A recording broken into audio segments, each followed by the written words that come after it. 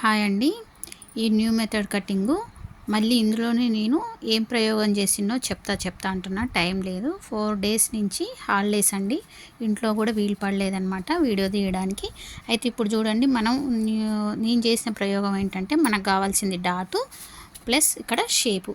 ఈ 2 షేపులు వచ్చేలాగా చూసుకున్న తర్వాత, మనం నార్మల్ కటింగ్లో అయితే ఎలా అయితే ఇక్కడ అంటే షోల్డర్ వైపు ఎట్లా మైనస్ చేస్తామో అట్లనే మైనస్ చేసిన. అయితే ఈ చెస్ట్ చూసిరా, ఈ చెస్ట్ అనేది ఇది సెట్టింగ్ చేసుకున్న తర్వాత, ఈ పేపర్ సెట్టింగ్ చేసుకున్న తర్వాత నేను ఇప్పుడు మన చెస్ట్ ఎంత ఉంది, చెస్ట్ వచ్చిందా లేదా చూసుకొని పెట్టుకున్నాను అనమాట.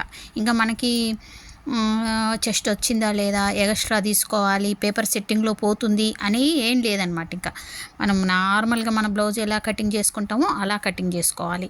ఇంకా మీకు వైట్ పేపర్ మీద తప్పకుండా ఈ సెట్టింగ్ ఎలా చేసుకున్నా, ఈ సెట్టింగ్ చేసుకున్న తర్వాత ఈ చెస్ట్ ఎలా చూసుకున్నా అనేది కూడా మీకు ఒక వీడియో చేసి, ఫుల్ వీడియో చేసి మీకు వివరించి చెప్తా అండి.